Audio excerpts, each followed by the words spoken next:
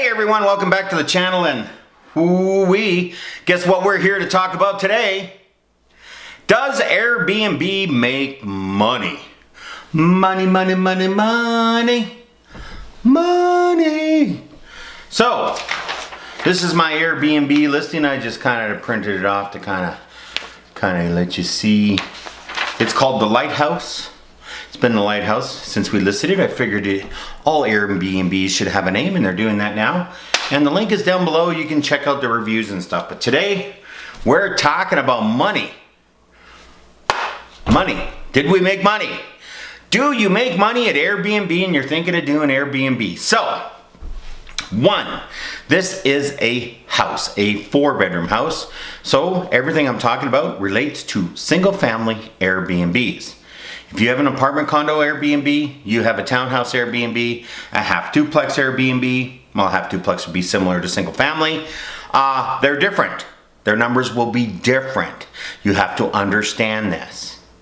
Know your competition. So, how did we do for 3.5 years of Airbnb? Because 2023 doesn't count, and I'm not going to do a halfway thing. I don't have time.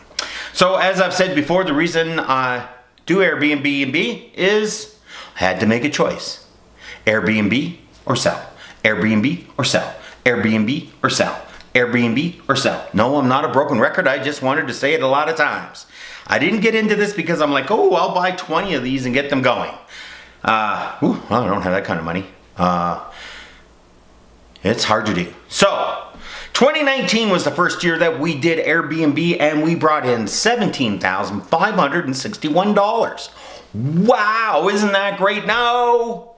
We lost $11,989. Now, this is the only time I'm really going to be to the dollar. I'm going to round up and down to the nearest 500. We lost $1,198 that first year. Now, it was just a part of a year. We just kind of got it going. And we thought we were doing great, but we didn't.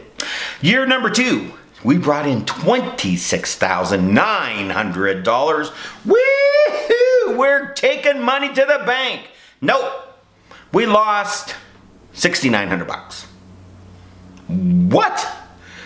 Year 3, well, second full year, we brought in, get this, are you ready? $36,767. I'm dancing the jig. I'm dancing the jig. Woo-wee. I'm going to go get some more of these. Absolutely not, because where this is it cost you 700 grand. Well, maybe 600 grand. Did I make money that year? Yes. We made, on my line 150, my tax return. If you're in Canada, you know what that means. Around the world, that's something else. Whatever you claim income on. You know, you got your gross, your expenses, then you got, this is what I got paid tax on. So I had to claim that as taxes. Pay tax on it. I'm okay with that. Last year, it's gonna be great. We got 2.5 years under our belt. We learned a lot of mistakes. We did a lot of stupid things. I mean, things we thought would be great. Just, our income went down. $35,699. Ooh, our income went down. Our expenses are going up. Uh-oh. Oh, guess what? But we raked it in because we figured out what we were doing wrong. We made $7,500. Well, not bad. I mean, not bad. That's terrible. That's absolutely terrible. So, why am I Airbnb? Well, I'll tell you. There's cash flow and there's profits. This is how most people think about cash flow. Got your bank account here with $0 in it. And you went on bought a place and you're going to Airbnb it. Just to let you know, if you're going to rent a place and then Airbnb it, where I live, it just can't be done. And in Canada as a whole, it ain't happening. So, you're going to do this. Okay. I went and bought that place. I got it outfitted, and I outfitted it good. And you set up the account, all the money goes into the account, and all the expenses come out of the account. And how much money you got left over at the end of the year? Cash flow.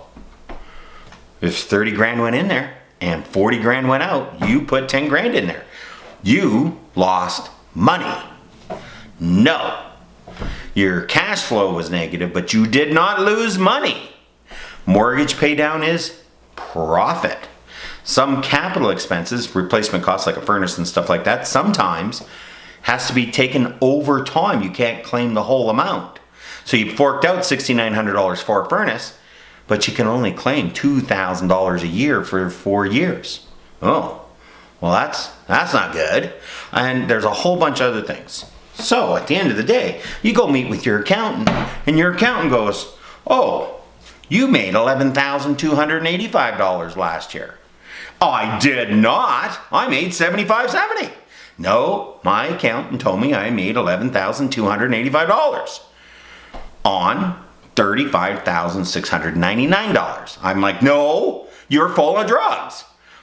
I put the money in, and the money went out, and all I had left over was $7,500.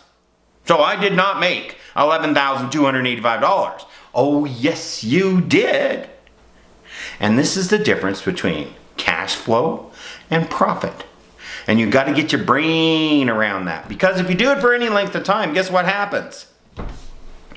Your Airbnb, you have a mortgage. Unless you paid cash, you have a mortgage, like I do. Your mortgage is paid off. It's paid off. Holy crap, it's paid off. Wow. Thank you, Airbnb. You paid my house off. And now I can sell it. Or just keep doing it, whatever I want to do. But that mortgage pay down is profit. Now you can depreciate, you can do a bunch of things with your account, and that's up to you guys. I do not depreciate my properties. I want that original purchase price to be tax-free when I sell it, because I live in Canada. So if I pay $700,000 for something and I rent it out for 25 years and I don't depreciate it, when I sell it, I get $700,000 tax-free.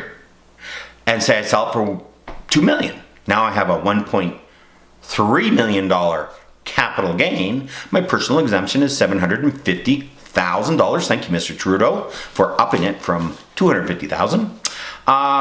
Tax-free. Okay. I'm almost free tax. Wow. 700 plus 750, that's $1.45 million tax-free. The rest I got to claim as income, because that's how it works where I live. Well, I'm okay with that. If that's what happens in 25 years, I buy it for 7, sell it for 2.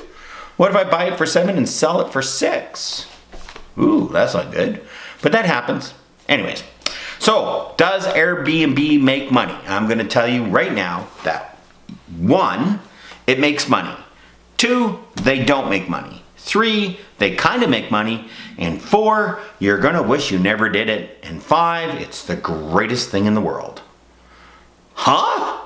So let's go through the first one. Yes, you can make money at Airbnb, but you better know your market and your competition and what's going on. 2, you're losing money. That's where expenses come in. Let's quickly go over expenses. You have supplies. You have the food supplies you put in, which is a, kind of constant thing that you can track. And then you have supplies like bedding and all the rest of the stuff. This can get out of control, and it got out of control for us. Oh my Lord, did it get out of control. Then we got your cleaning supplies, and there's no cutting corners on that. Then you got, I'm detailed. So like I count the gasoline I put in the lawnmower. I count the gasoline I put in the trimmer. I count the gasoline I put in the leaf blower. I count the trips to the composter. I count the trips. I got to cut down tree branches and stuff because I got trees and I got to cut all that. I count all that. I count all that time. There is a cost to that. Now I do it myself. I get paid by the profit of the property, but I track it that if I had to pay somebody, what would it cost? Because you want to get to the point where maybe you don't want to do this and you want to have a passive income. Well, there is no such thing as a passive income when it comes to Airbnb. It just doesn't exist. You either got to put time and effort in or you'll be a 3-star Airbnb. Simple. So you can make money at Airbnb, but please understand, in Canada, if you're doing this, some areas now have a occupancy tax. Thank you, the Alberta Conservative government brought that in, so I'm not voting for you. I now have to pay 4% of everything I collect to the government. So that's 4% of $36,000 I had to cut a check. 5% GST where I live, so I got to collect the GST on everything. Luckily, Airbnb has the capability of collecting that after you book it for the GST, and they pay it for me, which is great. The 4% they can't do, at least not yet, so I got to pay that. So there's lots of costs involved in running things, and you got to know what they are. You can make money. Now let's talk about losing money. You can lose a fortune doing Airbnb because you decide to do it where there's lots of Airbnbs. And maybe you think, hey, all those calendars are booked and another one can open.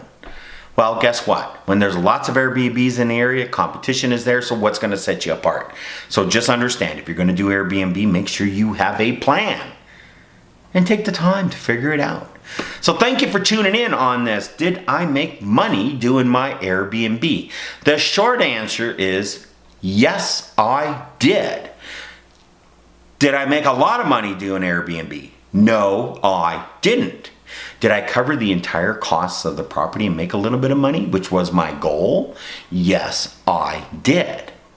So when I don't have to make those mortgage payments anymore, that's profit to me. And that's the goal. Get rid of the mortgage, maintain the property, and now I have a mortgage-free property that's generating income. That's the goal. Making a 20% return on your investment is not the goal, because I'm telling you right now, it's not going to happen.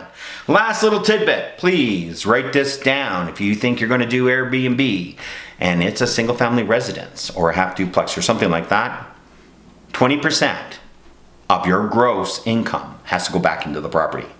20%. Bedding, mattresses, chairs, tables, flooring, walls, painting, furnaces, air conditioners break and wear out. They are used more heavily than you are if you just live in there monthly. Okay? And if you're living there monthly, you have your own furniture. You're not supplying furniture. Furniture wears out, even the quality stuff. Put this in your plan, otherwise you start looking junky. And you don't want to look like a junky Airbnb. Say goodbye to your 5-star reviews. That's all I got. I hope you like it. I'll see you in the future, maybe